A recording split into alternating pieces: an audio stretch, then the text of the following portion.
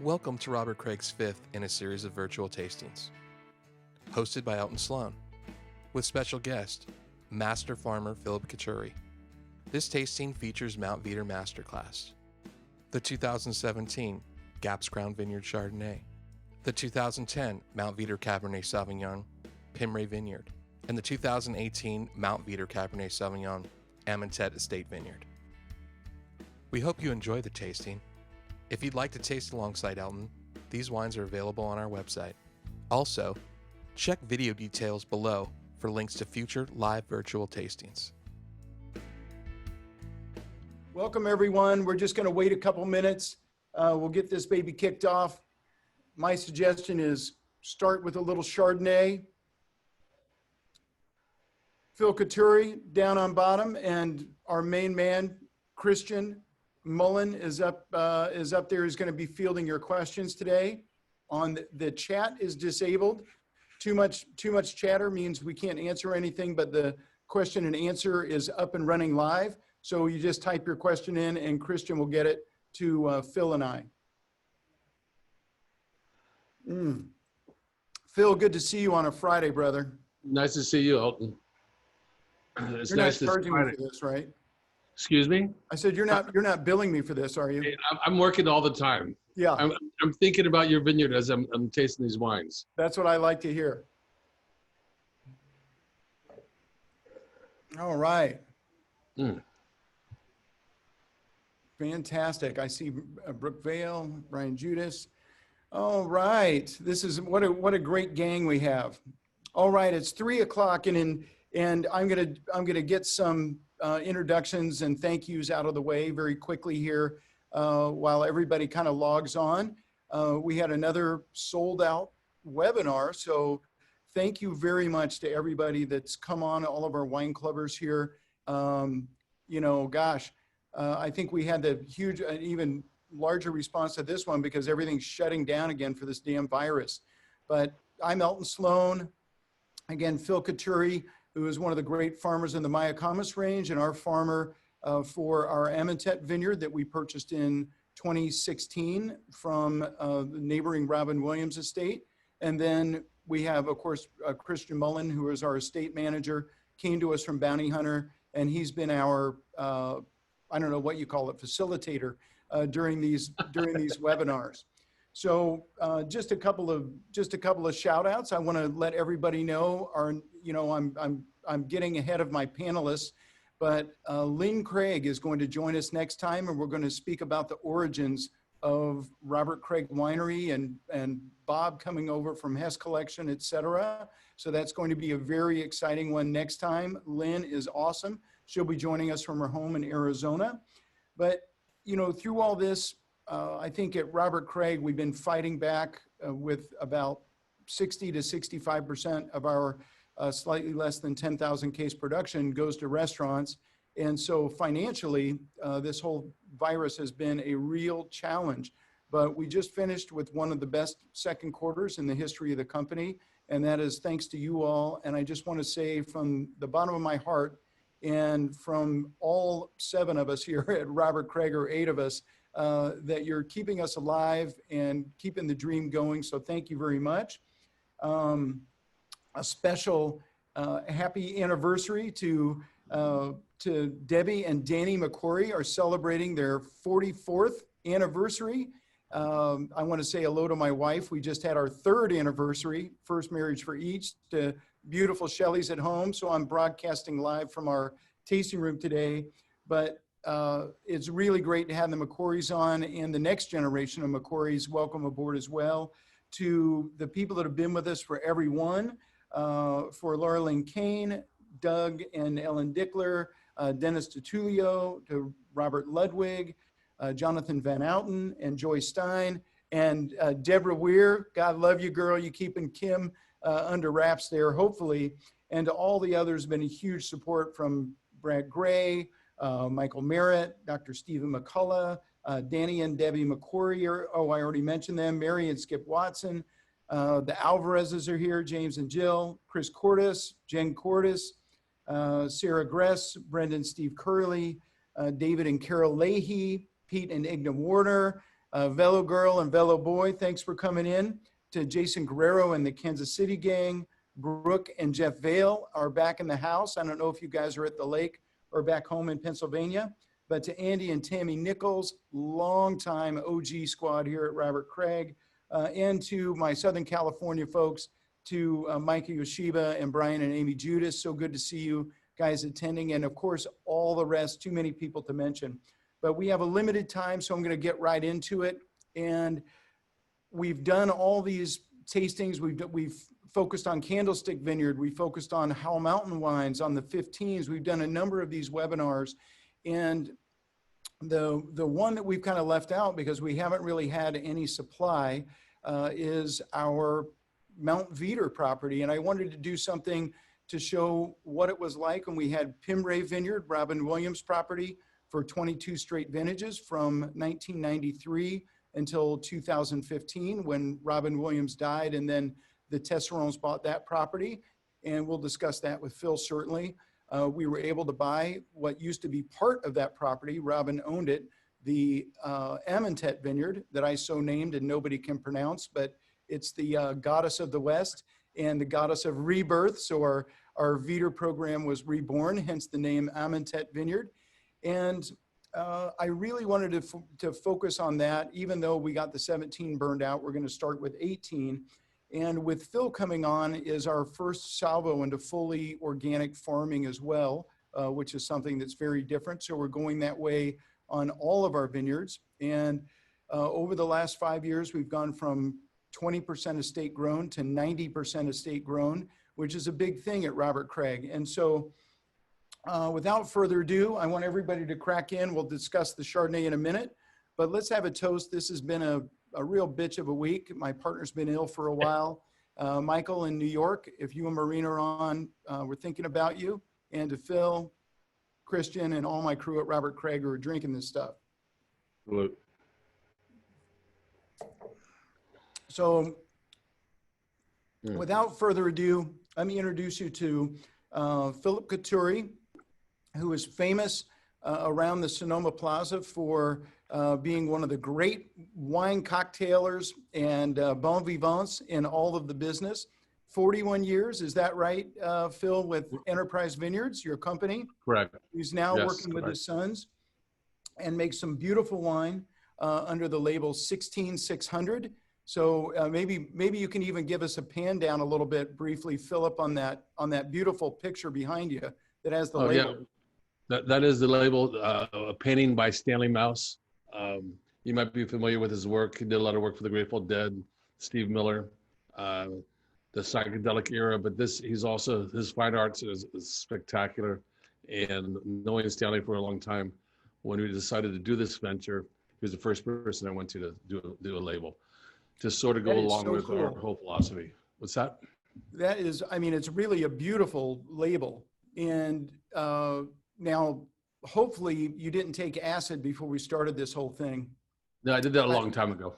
Yeah, exactly. But well, for all of the Craigers out there that don't know Phil Coturri, he's been featured on Venus Live when they've been doing work on Moon Mountain. Antonio Galoni and the folks at Venus just did a Moon Mountain map, and Phil was a big part in, has been a part of that side of the Mayacamas range, the Sonoma side, working with Cayman. On the Napa side, most notably close to us is Mayacamas Winery. So he works with Andy Erickson there. And I think their Cabernet last year was the #2 wine for Wine Spectator Top 100, which is awesome news for us because now that it's James Molesworth instead of Jim Lauby, we're going to go back and submit to Spectator and you'll all think, wow, Robert Craig is such a bargain. But Phil, Yeah. you know, what is your, when you start with a vineyard, like when you come and look at a vineyard like Amentet Vineyard, and we had very fine farming there before with Walsh, but we wanted to go to the next level. And so when you look at Amentet, you know, what did you see? What is your idea in what you wanted to do there when you take a look at a vineyard? I mean, what's the overall philosophy of your company, I should say? Well, first of all, thank you guys for inviting me. My philosophy for the company is we want to work with estate programs. We want to work with 90% of vineyards that we farm are hillside vineyards. I grew up in a hillside vineyard, and when I saw Imitet being brought over, number one with Keith Emerson, who I love who to me have a great rapport with the winemaker or the consulting winemaker. That's half the battle. And then seeing how the property laid in there. Actually, I drove by it for years and never walked the vineyard, and it has a unique. It's a hanging plateau on the side of a canyon, looking down the Dry Creek area, and to me, its exposure is ideal. It has incredible potential. The way it lies in that hill, and the good vigor in the vines. The vineyard is healthy, and it's ready to be brought for me to the next level. And as an organic farmer, and I've been an organic farmer. I got my first issue of Organic Gardening magazine when I was 12 years old from a retired Air Force colonel on Sonoma Mountain, who taught me a lot about farming and about growing, and why organic farming fits in with the winemaking. And I tease my winemaker friends. The winemaker is a chef that cooks once a year. And as a chef goes out into the garden and designs a meal, the winemaker, we walk the vineyards and we design what his philosophy or what her philosophy is from what they want from that vineyard. And as everybody knows, you go get 2 tomatoes, you get a hothouse grown tomato and you get an organic vine ripe tomato. Where's the flavor? Flavor is what we want in the glass. And we want uniqueness. We want terroir. We want to be able to express the view that you have from that vineyard in this glass. And to me, that comes from soils that are alive, from soils that are firing on all cylinders, so to speak, and that it expresses really what the taste of the soil is and what the taste of the environment is. And that's what organic farming is. And, it's not new, it's traditional farming practices.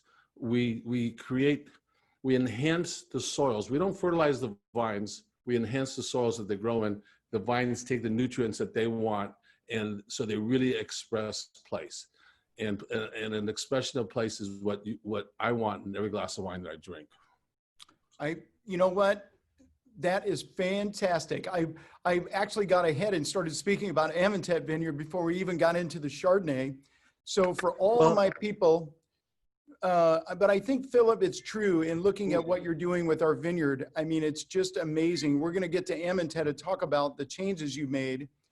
But first and foremost, we're doing this on Mount Veeder, but we don't make a white from Mount Veeder yet. From that spring water, we may make a whiskey. Michael Yoshiba, pay attention. But I just want to show you, here is the Chardonnay that we make is for people that love white Burgundy or are not wild about American Chardonnay, because it's 0 malolactic. You can see a perfect bunch of berries. This is the Gaps Crown Vineyard right here. It is incredibly low yield. It's owned by Bill Price, who owns Kistler, Three Sticks, just an amazing, he still owns the Durrell that we bought from, but Durrell was lower in acid. And so I'm just like, hey, Domaine Raveno Chablis, that is like 3.3 pH. And this vineyard is, for you geeks out there, is like 318, 3.2, crazy high acid when you're talking about natural pH level. So it's a beautiful vineyard. We're just releasing the 17, and I wanted to give everybody a chance to have some of this wine as a warm up. And at Robert Craig, traditionally, in order to get fruit from this vineyard, I had to buy a bunch. And so we've made like 500 cases, 600 cases. In 2014, we had some fruit come across the scales that while Stephen was really busy. So we made like 1,000 cases of 2014 Chardonnay. So thank God that was a good one. Now the 17, this is going to be, we're just releasing this, and there is only 250 cases. So for those of you who love ageable Chardonnay, I would just say hop on the horse, because we're going to have this. It's not going to be quite as have quite the narrow lifespan of the rosé, but the Chardonnay is going to go fast. And what do you think, Phil, when you taste this baby? Well, I wish there were more Chardonnays like this. I love the non-malolactic. I'm a big fan of Chablis. I want to have that natural acidity. I've been through Cap's Ground, and it's a cooler area. If you think about Kistler, that's a high elevation Chardonnay. There's something special about it. You limit the amount of fruit that you have out there, and then you get expression in place, and you have the freshness of the fog coming in off the Petaluma Gap into here, and that's what I look for. And I don't want to taste wood. I want to taste the fruit. We use, actually, there's quite a bit of new French barrel on this, but very little surly stirring.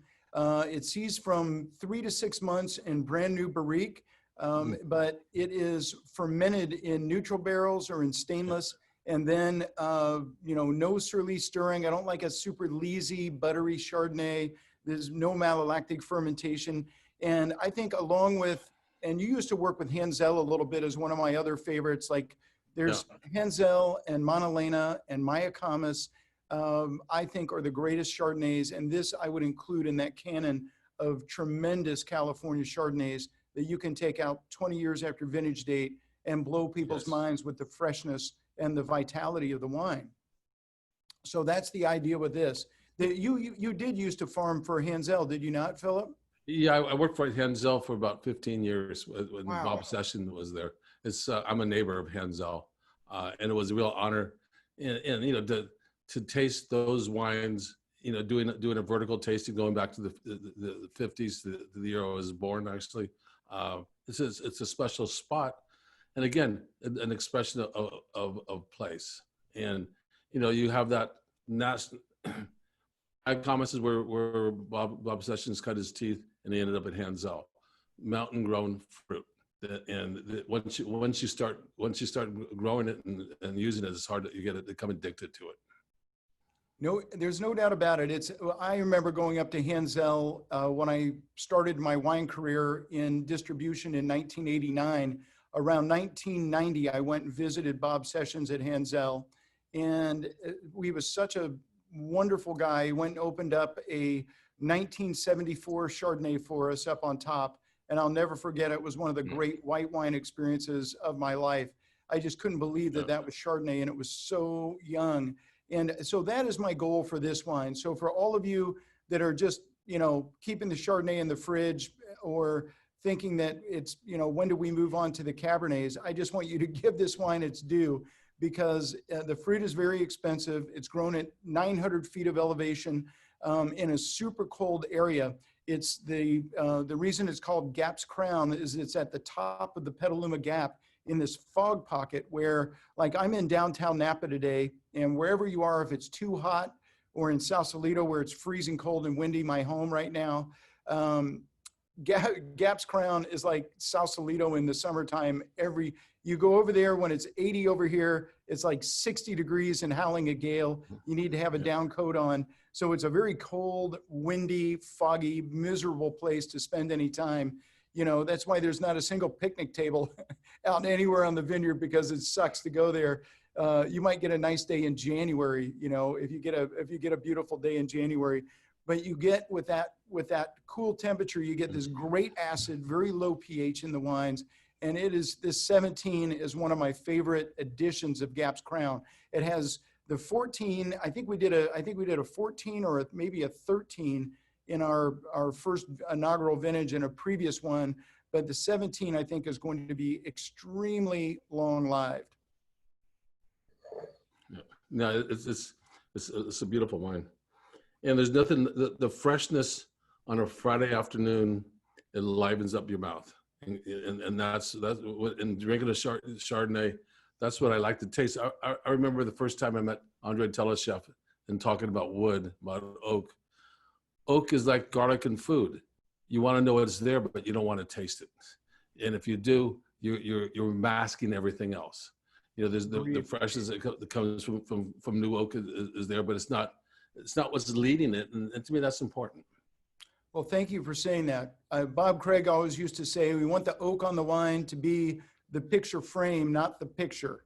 And, you know, I see so many people that make these wines where all you get is just raw oak on the nose, which is usually a trait I find of American oak more than French, but a lot of people just load so much wood on the wine, you can't get to it. And for me, the vineyard is so special. I really wanted to produce something that was going to give us our entree to people that love great white wine. And I'm amazed if you know, if you're like Shelly and me, this when I get home tonight with this half bottle, this thing is going to be history in a matter of minutes because she loves the Gaps Crown Chardonnay.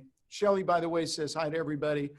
She's bummed out I'm not doing it from the dining room table, so she hates missing out on saying hi to everybody. But if you leave this with just one glass in the bottle, and we can attest to this, if we leave for the weekend at Robert Craig and we have just one glass left in a bottle in the fridge, when you get back the next week, after 3 days, the wine, you cannot even tell that it's had any oxygen whatsoever. I mean, it is impervious to oxygen decay. So if you know, you don't want to have that big a night, I can tell you, you don't need a Coravin, you don't need to pump any of that crap into the wine, which just pumps the esters out of the wine, basically. All you have to do is stick it in the fridge with a cork in it, and you'll be fine for a long time. So now we get to the meat of the order. We're going to the 2010. I wanted to do something that was old and was going to be showing, you know, over a decade of development on it.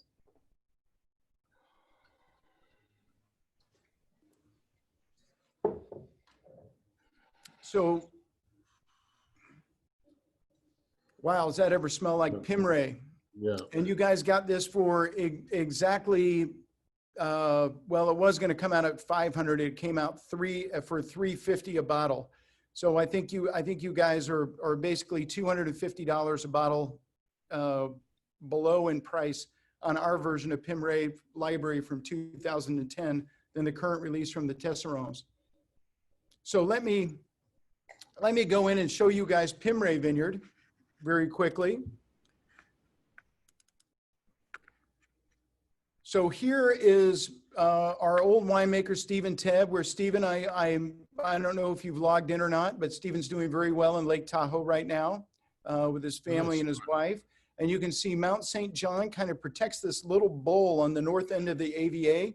And he's actually, this is the lower block of the vineyard, but you can see Pimray is about an 18-acre piece, and it goes from about 1,300 feet of elevation all the way up to around 1,900 feet of elevation. Our vineyard is at 1,700, I think, when I last looked at my garment up there. So here's a good shot of those rows. You can see very traditional cordon prune, which means the arms go out like that on the vineyard. And what we always struggled with in this vineyard was the fact that even way up above us from there, up on top was what they called Solar Hill, where some of the solar panels were stored. And so that was very late to ripen. We get green flavors, and then some of this stuff would ripen quickly, and the sun was very intense, so we'd even get some pruny flavors. So what a gorgeous vineyard, though. And what we struggled with always was getting uniformity out of it. All right, there we go. Could you guys see that? Hopefully that's a successful screen share. I'm gonna. But, you know, uniformity. I look at what I have to make order out of chaos in a hillside vineyard, and you want to accentuate the differences, but you want to be able to grow the vines so you do have uniform flavors going throughout it. And 2010, I don't know if you remember the vintage, but it was a tough year. A tough 10 and 11. We were growing grapes in Bordeaux, and we had rain every month of the growing season. A very cool vintage, large berry size, real classic Cabernet flavors came out of 2010. At the time, I hated it. I hated 10 and 11. They were just, you know, by the time 2012 came, we had a fresh air. But when I go back and taste 10s now, you're really getting getting a true expression of cab. You don't you have the little herbalness that comes through that tickles your nose as it enters in, and without those high California alcohols. It's a beautiful wine. Yeah, I mean, 9 and 10, to me, 8, 9, and 10 were all challenging in their own way. And remember, 8 was just like tiny berry size. 9, there was a considerable amount of rain. 10, we had rain. It was cool. But 10 has turned out to be a really, really classic. I totally agree, Phil. It's a classic year. And this wine was farmed not by, Pete Richmond eventually took over the farming on this property. And for those of you, again, that didn't know, Pimray, P-Y-M, and then the next word, R-A-E, the two middle names of Robin Williams' firstborn children. It was Robin Williams, the actor's property. Bob Craig oversaw the planning with Brian Nuss, who we bought the Amentet vineyard from next door that was originally part of the same ECP, the erosion control plan, that we got very lucky. The one thing that was on that property was that 20,000 square foot Italian stone house. And so, of course, they wanted $30 million for the property. And unless you're, Liberace's nephew, the way the place was decorated, and it looked like something out of, cocaine era 80s, where you just throw these decadent parties or something there. I mean, you'd have to be a baron or a count, or the Tesserons, who are wonderful people, billionaires from the cognac business, but they also own Chateau Ponte Canet in Pauillac, which has had 200-point scores in a row from the Robert Parker himself on the 9 and 10 vintages. And I think they just scored another 100-point score on their 16 from somebody notable.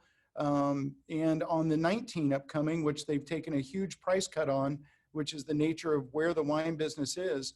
But I got a note from their son, who was kind of managing the property, that said, "Hey, Elton, why I see you're going to cane pruning," which I am a huge fan of cane pruning, which means every single vine gets its own haircut. If you have, 1,200 vines or 1,190 vines an acre with typical spacing, in cordon pruning, you just hack it out. Every vine gets the same haircut. You have X many positions. And I've always loved cane pruning, because cane prune allows you to determine the fruit load for every single vine that you're pruning. Is that right, Phil? Yeah, it is. I had a little internet glitch there for a second. In 2010, or when Pimray was planted, and both Pimray and your vineyard, cordons were an easy way of doing it. But cordons on big soils, the vine, I look at it, the vine has these two arms out there. It's full of carbohydrates. It tends to increase the vigor in the plant, and the vine is in competition with itself. You have a beginning and an end. And with growing grapes, there's apical dominance. The bud, the farthest away from the trunk, comes out first, and then the one to the trunk out next. Slowly, when you get to the middle of the cordon, it starts to, and cordons work better in real tight spacings. I don't like them because there's so many cuts on the trunk itself that you have portals for disease. Balanced vines give you more balanced wine, and that's where cane pruning, you control the amount of buds that you put out there. You make two cuts closest to the trunk every year. The rest is all fresh wood, and you have less portals for disease. And if I leave a 5-bud cane or a 6-bud cane, I could balance the plant at pruning in anticipation of what's going to happen the next year. And to me, you get a little more control of the growth that you want in the plant.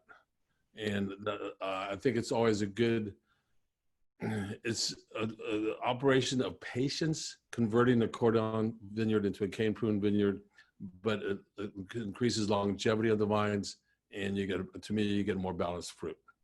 Balance is the whole key. Well, I must be a cordon pruned human because way too many carbohydrates are entering my system on a consistent basis, Philip. Well, look at mine. Hey, you got to live, baby. You got to live. Well, I was just thinking, it's such a tremendous vineyard. I mean, their wine is now out at $350 a bottle. Ours is still, they got 1 point higher than our first release from Emmentet from Galoni. I think, well, actually, they might have gotten the same score. They got the additional point from Lisa Prati Brown at Robert Parker on 97, but I think they were the same score as ours from Antonio Galoni, who's a little tougher grader. And I just think that, I wish my family owned a chateau of note over in Bordeaux, because we would probably get some amazing scores. This 10 is really beautiful, man. It's sort of finding its groove right now. Christian, do we have any questions or comments from the crowd? Really no questions, just kudos. I mean, people are loving the Chardonnay, or they love the Chardonnay. And a lot of people are bummed out that we are sold out of the 2010 Mount Veeder. So yeah, I know. I was like, oh my God, we have plenty of this. And then you all attacked. We have I think we have more than a couple hundred people here on the event tonight, which is great. Thank you very much.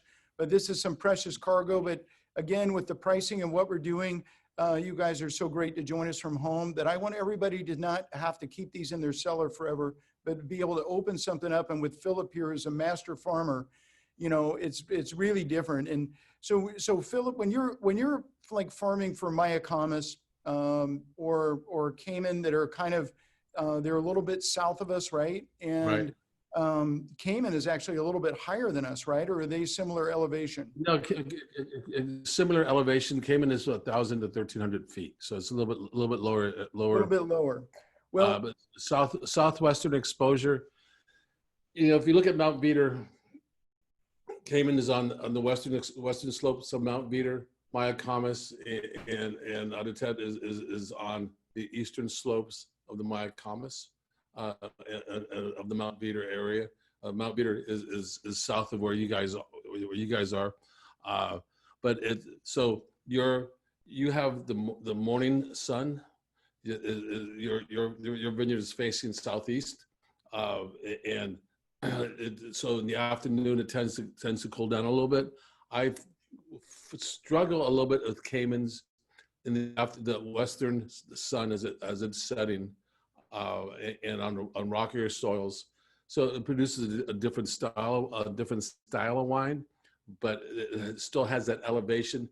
And in the elevation, what saves us, as like last week we were hitting, last weekend we were hitting 100 degrees in the Valley Vineyards at 12 o'clock or 12:30 in the afternoon.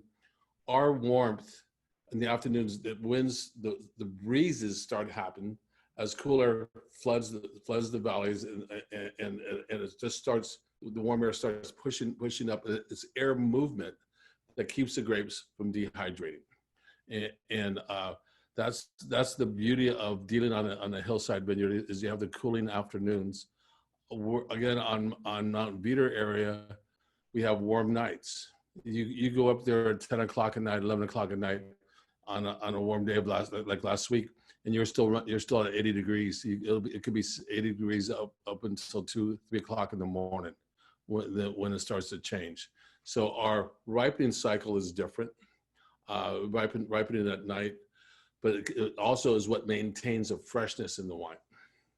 Yeah, and it was interesting. In speaking with Karen Culler, who was making the wine at Ladera on Howell Mountain, she mentioned that one of the things, what's happening in the phenological world is that you get this great lignification, this browning of the seeds and the stems at night. It's staying warm enough to get maturity in the tannins without an increase the photosynthetic energy going on, which is increasing the sugar level in the grapes. So you get ripening without an increase in sugar, which of course, when you ferment, turns into alcohol. So you get this great balance. You get these round, juicy tannins, even though mountain Cabernets have more tannins. The tannin count is crazy in these wines, but they're ripe and they're round and they're supple. And we spoke about that as one of the things that you like to deliver in wines. And I don't know if you are aware, Bill, but Bob Craig, I think Lynn Craig might be on with us today, but Bob Craig was one of, he formed the group to found the Mount Veeder AVA and drew the lines. And before, while he was doing work for Donald Hess at Hess Collection for 10 years, between 80 and 90. And that really got Bob into mountain wines. I mean, he founded the Spring Mountain AVA. And today, Lynn, we're thinking about Bob Craig and certainly Michael Nugent. And this wine, Bob's first love, my first love has always been Howell Mountain, and Bob's first love has always been Mount Veeder. And they're very different wines, but so gorgeous. I'm having this wine and I'm just thinking, oh my God, what a wine. But the farming wasn't what we're doing now. I mean, to me, I get some of that. The wine is glorious, but I get some of that, a touch of that green, a touch of that purity. The herbalness, yeah. And I get a touch of that prune, just a hint of that overripeness. I mean, I know I'm picking hairs. It's such a glorious wine. But to me, the farming that you're doing, we get such great uniformity as we go to Amentet Vineyard next. Maybe you can talk about Pimray and what the struggle was there for uniformity in that vineyard. Well, the time frame that it was planted, there was we weren't as selective of the wood that we're using. Hygiene in the nurseries isn't what it was today. So there's an underlying bit of virus that is out there. And with the cordons, like I say, with all these cuts that you make on the trunk and the portals for disease, they had a lot of eutypa going. So the vine itself was doing battle. It didn't have the green tissue, the green leaf to get it through total ripeness. And that's one of the things that has really changed. Viticulture has changed over the last 20, 25 years in Napa County. We've gotten more cognizant of plant material and clean plant material, because it allows us to hang fruit out there to get ripeness. And so when you have any disease in a plant or any compromise in the plant tissue, you tend to get a little more of a roller coaster in the flavor. It's not, and also there, the steep canyons that Pimray has, that the upper part of the field will ripen before the lower part of the field. And in a state program, like for your place, we might end up picking it over a week to 10-day time. But when you're purchasing fruit from somebody else, they want you to pick it when they want all at the same time, because it costs more. But in the hillsides, you really have to pick the ripening curve for every part of the block. I mean, we used to pick Pimray. It was a full month. I mean, it took to harvest the vineyard, and it was expensive to harvest, but we never even then got quite what we want. Whereas when we go to Amentet, when we get over to Amentet, which I'll show you next, is, so now if you're looking at your screen, you would go to the right, which is west, and we go to Amentet Vineyard. And you can see this is the portion of the vineyard that is closest to Pimray. And you could literally, for those of you who are golfers or tennis players, you could take a tennis racket and swat a tennis ball and land it in Pimray from this section of the vineyard. And to your left-hand side, just down below, is Boz Skaggs, the great musician's home. And Phil also farms his vineyard. So if you get a chance to have any of it's Grenache Mourvèdre, I believe, from that vineyard, it is very good. And you can see from up above, yes, this is what that little vineyard looks like. The house, part of it burned down in the fire. Here's this is before Philip started farming it. And you can see the fire in 2017 on Amentet. It came right up to the vineyard, completely turned Boz Skaggs' house into one big lump of metal. I don't know if I still have that piece of metal around, but it's quite it turned into globules. So he had a metal roof and everything, and I thought he was going to be fine. But the fire got so hot, and we were fortunate the vineyard was spared. Here's another great shot at sunset of Amentet. Here is some jackass out in the vineyard. I'm kidding you. This is when I was first meeting with Phil, and he was not using pleasant language when he was describing how bushy the vines were back at the end of last year. So, but we still had a tremendous crop, but this is going to be a much different site for those of you that follow it. That was fruit set. You can see all those little flowers that occurred just a couple of weeks ago at this time when I was out there with the man himself, Philip Coturri, and we were discussing. You can see now that every other row you see a green patch, then a dirt patch, and so this is what Phil is doing with the vineyard. Is he's opening up the soil. Our crack winemakers, Jason on your left and Keith Emerson, our consultant that Phil was speaking about forever. So Keith has been with us now for 16 years since I got here, and he's still the director of winemaking for Vineyard 29. And then you can see Jason to the left-hand side. But you can see that Philip is opening the soil, and it's having a huge effect on the wines or on the vines. I think typically it's been hot as hell this summer, and we've used a lot of water. And how much have you watered out there on? We haven't watered at all yet. I'm hoping to get through the majority of the vineyard and dry farming it this year. The soils that the vineyard possesses are spectacular, and by going in and cultivated early May and April or early May, every other row. We have to be cognizant of erosion control. We're in the hills, and you have to realize that everything I do on that vineyard ends up in the watershed, which eventually ends up in the San Francisco Bay. And so I'm responsible from the top of the side of Mount Veeder all the way to the bay to making sure that my waterways are clean. But at the same time, I want to incorporate my cover crop into the soil to feed the flora and fauna of the soil, to feed the bacteria, to feed the funguses, to incorporate, to get a little bit of aeration in there, to encapsulate moisture. The art of cultivation it's like putting a straw mulch in your garden. You put a dirt mulch about 3 or 4 inches that becomes dry, but underneath that you're capturing all the moisture that the rains have given us. And then again, the vines feed and supply moisture to themselves. It stops the ground from cracking, doing a little bit of, you can over-cultivate. There's an art in cultivation, but you have to use it to really enliven the soils. And to me, that's where these wines start in the root hairs in the soil. And when they wake up, you want to have them healthy, and you want to have them feeding on, again, the flora and fauna, the humic acids that we grow in our cover crops.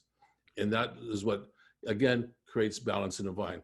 You could overwater a vine, and you could increase the crop production, but the whole key to making a fine and balanced wine is to have a very well balanced grapevine that you're harvesting. Well, it's amazing to me. I'll tell you this, Bill. Certainly, if anybody from the county shows up to ask me about it, I am going to say Phil Coturri is totally responsible. I'm guilty. Phil, it's Phil. I look at it this way. On a traditional farmed vineyard, you have an 8-foot row, and then they spray a 2 or 3 foot section right down where the vine's living to kill all living, get rid of all the grass, get rid of everything that's growing there. And then they leave this little tough grass like the top of my head going down the middle of the vineyard. Then they spray another. That if you look at a cover cropped, cultivated vineyard, that I have less exposed soil because I'm not spraying a 4-foot strip down there. So I've argued with the county about that. And we do go in and put our cover crops in. I learned about cover crops 40 years ago from a man by the name of Joe Miami that was really instrumental in planting a lot of the vineyards on Mount Veeder. He was associated with Louis Martini and Monte Rosa for his whole career. And he told me that in September, every year in September before the harvest, you go out, you throw a sack of seed, a sack of oats per acre, and some mustard, and you're always gonna get a little rain in September, October. It starts to germinate. That's germination. Those root hairs will hold that soil on, and then as the rains come in, the heavy rains come in November, December, you already have a cover crop holding your soils together. And then you start the cultivation in the springtime, and you do it gradually, but you incorporate that cover crop into the soil. As it breaks down, by the time after flowering and the vine is ready to go into its grand period of growth, it's feeding off the cover crop that's composting in the soil. So it's a cycle. It's a cycle of life. Cycle of life creates flavors in the wine. That's fantastic. It's kind of like when I drink all of this wine at 3 o'clock, I come home and eat a pizza. You know, it's all part of that. That same cycle. It's a cycle. No, Yeah. I think that's wonderful, Philip. I mean, for those of you out there, I'm just going to hit share screen again. It's really difficult for me to describe how impossible it is to come by a property of this in Napa Valley. And fortunately, I mean, there's a nice little 3-bedroom cabin on it when we got it. It was Robin Williams' best friend, Brian Ness, who managed this ranch forever. Unfortunately, his wife passed away suddenly, and he decided that he didn't want to be on this property because it was too painful for him. And he loved us. And so, you know, we just basically gave him full ask on it. But to find a property of this, as Philip described, it's like a hanging garden where you can see down below this is the headwaters of the Dry Creek, which flows all the way. If you keep going straight down, you hit the town of Napa. This is looking directly south. You know, you can see the Mount George and Stag's Leap down there where Affinity Vineyard grow, way down at the end of the picture. I'll see if I have go back to a better shot of it, but the overhead shot, it just, well, this is a good one. It just shows that this little plateau is hanging out here on the side of a mountain. It is such a rarity. And, you know, when Robin died, it was really, I thought that was the end of our Mount Veeder program. And so it was painful. I mean, oh my gosh, you know, and you know, Bob and Lynn were basically just exiting out of the business. And I thought, well, we spent all this money on Candlestick Vineyard and we're never going to have a Veeder program. And then, you know, just total serendipity that this came on the market. We were able to purchase the vineyard. And I'm so happy because let's go to 18 Emmentet now. As Steve and Teb would always say, I remember the name by Elton's always saying, damn it, Teb, damn it. Damn it. But Jason Price is now doing one hell of a job in winemaking. Mm-hmm. So this is, even though that's the Howell Mountain Summit Ridge on top of the label, Emmentet Vineyard. This is our second release, but our third vintage. 16 was our first release, and Galoni was wild about it. And I think if it was $300 a bottle instead of 100, we would have gotten 98 instead of 96 points for the wine. But that's the way it works. Hopefully Antonio's not listening to this on Venus Live. I'll get a friggin' 88 next time. But 18 is one heck of a vintage for wine. And for everybody watching this, you guys are gonna have the opportunity to get a little bit of this. We're going to have enough to go to Wine Club. It's going to be all over with. So if there was ever a time to stock your cellar, it's right now because the price is right on this wine. But you can see that the burst of energy out of this wine from Emmentet, the power of Emmentet, the uniformity is incredible. And this is pre-Phil Coturri. Coturri era starts in 2020. And so you've got a high bar to get over, Phil, but I know finds and what we're doing. I'm thrilled. I have to just say, I cannot tell you how excited I am to be working with you on this. Well, thank you. Thank you. And you know, it's wines like this is why I love the farming that I do, because there's really the flavors are cohesive. They're not a little bit schizophrenic. The 2010 is beautiful, but it did have that little herbaceousness to here. Here you're getting ripe fruit from the start to the beginning, and I think I love the way the vineyard hangs out there, and the uniformity of the slope, and everything sort of flows down into that canyon, so you get the cool afternoon breezes coming off of Dry Creek, and there's always air movement just through the undulation of the ground, but it's not closed in. Coturri there's the steep slopes, and there's some vineyards on Mount Veeder that I always scratch my head about, because Mount Veeder is really steep, and when you have that, you don't get that uniformity. That's not, you're not a total flat plain, but you're open, expressing yourself to the sun, and to me that's an asset for a piece of property. I look forward to the next few years watching what we do up there, because I think the vineyard is just spectacular. Well, I'm so looking forward to getting together with you, Philip, in the near future and discussing the direction. But for all of you out there, God, back when I started at Robert Craig in 2004, working with Bob, I think our average cost per acre to farm was about $8,000 an acre, and we were freaking out over that. And now with Pete Richmond and you, I think we're approaching that $25,000 an acre mark. But the whole thing is, in Napa, we absolutely have to make the best wine in the world, or else we're out of business. There's no way we can not make the best. And Philip is considered the best at what you do.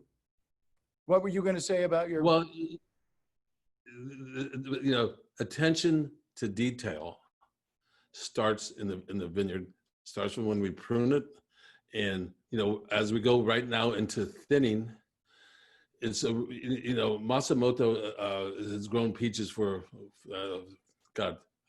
2 generations down in the Central Valley, and I met him at Chez Panisse and talked to him about the art of thinning a peach. And to me, it's the same thing as thinning a grapevine, because you could have a wall of fruit. When a peach comes out, there's 5 or 6 berries hanging up from the blossoms. And you have to reduce that by 30 to 40% so that the fruit hangs with integrity, it plumps up, it's not overlapping, you get total ripeness of the peach because it's not hidden by its neighbor. And that's the same thing we're striving with your canopies, is you offer some back to Bacchus by leaving it on the ground. And at the same time, you unfold it so the cluster hangs with integrity, and you get ultimate ripeness. And to me, it's important. You don't want to expose it to the sun. You want to have filtered sunlight, but you don't want it one cluster hiding the other cluster. You want to have them. So you just sort of peel back one layer. And that's the attention to detail that creates great wines like this. You do it in the winery. We start it in the vineyard. Yeah, I mean, to me, if you're a chef and you don't have the great ingredients, you're never going to be able to make great wine. I can't tell you guys how thrilled I am, and emotionally, I feel like weeping every time I have this wine, just because I spent all my money that I had left in the world in order to not have my equity in the company deleted any or diluted any. So I used my 401k and everything to get my share of the Candlestick Vineyard with the company. And then this Veeder Vineyard immediately the next year opens up. And I remember saying to Shelley, like, hey babe, I know we were going to buy a house, but I think we're going to rent. I have this great dirt, and so that went into the deep emergency never fund. And I'm just so glad we did it when I taste this wine. And for all of you guys out there, I hope you enjoyed your time with Phil. But before you go, Phil, I haven't had any takers on this question, but you're the one that I'm going to ask. Who is the biggest asshole in the Napa Valley? I mean, that's my final question. Besides yourself. I'm excluded, obviously. I work with a lot of winemakers in the Napa Valley, and every one of them could qualify at certain times of the year to answer All that right, question. you don't have to answer it. We all are when we're under the pressure of the gun, but there is no assholes in Napa Valley. At least we don't hang out with them. I haven't been able to get an answer out of that from any of my panelists so far. It's very disappointing. I want to start to fuel some rage on the Robert Craig tastings. Well, Philip, it's been great tasting wine with you. Christian, do we have any questions that we should address before I sign Philip off? Actually, yes. The Leahy's wanted to know how old the vines are. I'm assuming at Amentet, and will they be replaced at any point, or at what point? So the vines they are in their 9th year this year, and there is no. I think the year to replace them, I would like to do. I mean, Lafitte used to say, 88 years or whatever is when they replace their vines. And that's part of the reason that, Phil kind of pays for himself, because keeping that vineyard healthy and keeping disease out of the vineyard is going to be something that we should be able to hopefully have 2 more generations around with those vines, or at least another generation around with those vines in the ground. Am I right, Phil? Yeah, the vine's not immortal, the vineyard is, but you want to have that vine out there 20, 25 years. And we might replace some now and again, but at 9 years old, the vineyard is just starting to get mature, and there's nothing like old vine Cabernet, and keeping it healthy to get it past that 20, 25 year mark is definitely a goal. Well, and keeping the gophers out. Keeping the gophers out. It's like Caddyshack. So that's the one animal that I tell Shelly that I would definitely eat some gopher stew. She's basically, her Instagram now, she follows so many damn animals that I can hardly have a steak anymore. I'm basically down to. Well, that's the biggest asshole in Napa Valley, are all the gophers. Yes, the biggest asshole in the Napa Valley could be the gophers, but we'll get a secret ballot going. I'm gonna put something away, and then we're gonna send some sort of award to the biggest asshole. Winemakers don't count. It has to be ownership. But okay. Philip, I just want to say thank you very much to all of the people that have come on. I have to, every time that we are able to meet in the vineyard or speak on the phone, I have learned so much about our own vineyard. Just when you get to the point you think you know it all, it's been great working with you. You and Pete Richmond are very different people, but it's been a wonderful contrast in styles. But both, I think, what I'm gathering is the attention to detail in the farming is the absolute what you have to focus on in terms of your business. That's it. That's the key. Any other parting comments? Thank you very much for having me. Are you going to give? Thank you for the wonderful discount on 16,600 wines? Come to the website. You got a 10%. Just mention Robert Craig, and you'll get the best, guaranteed. That's what I'm talking about now. And let me tell you, that's all estate fruit as well, right? Yes, all estate fruit, specializing in Rhone varieties, doing a lot of Grenache, Mourvedre. We do have some Cabernet from the Moon Mountain District. So yeah, please check out our website, and we're glad to share our bounty with you. We're on the other side of Mount Veeder on the Moon Mountain. We came to the Craig. Phil promised us 10%. People, take care of your sales tax right here. He'll do it for you. You got it. The sales tax and shipping. There you go. All right. Well, listen, my friend, it was great having you on. So cheers. Christian, awesome to see you. Philip, I'll be over in Sonoma. We're going to drink some more wine. Remember, Ling Craig's on next. And the only other thing I had to say was the greatest bargain wine of all time, the Howe Mountain Cuvée, is going, almost gone. So if anybody hasn't had that, that is the Robert Craig cash relief for COVID that will never be another wine offered like that at $45. So come and get it. Lynn Craig, we're going to see you on the next one. If Lynn, if you're still aboard, we're going to see you on the next one and talk about the origins of Robert Craig. And I know Lynn has a long list of the assholes of Napa Valley that we're going to discuss. But Philip, The quest. Thank you.